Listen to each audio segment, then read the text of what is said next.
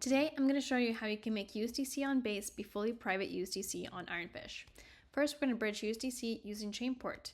I already connected my wallet, and here I can select the chain, Base, USDC, and we're going to go to USDC on Ironfish. I'm going to go ahead and bridge one USDC, and now we'll need our Ironfish address.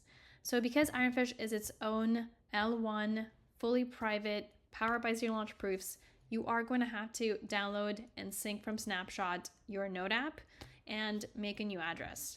I already have one right here, so I'm going to go ahead and use this address, paste it in,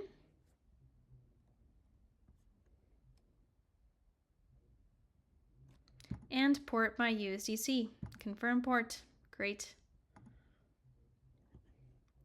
Now I can see that I have my port in progress, and it'll take roughly 8 minutes for it to arrive on Ironfish as fully private USDC.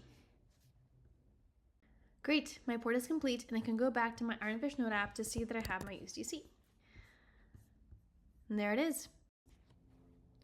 For the foreseeable future, we're covering your next few transactions on Ironfish. Every transaction on Ironfish is completely private. For more information, I recommend reading our white paper, and you can also see that the Block Explorer only displays encrypted public data, hiding the recipient, sender, amount, and asset type on every transaction.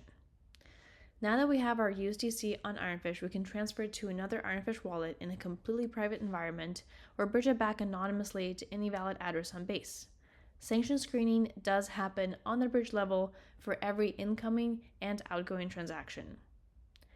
I'll bridge back to another wallet I have on Base, and once this is complete, I'll see my USDC in my Base wallet from a transaction originating from the ChainPort bridge.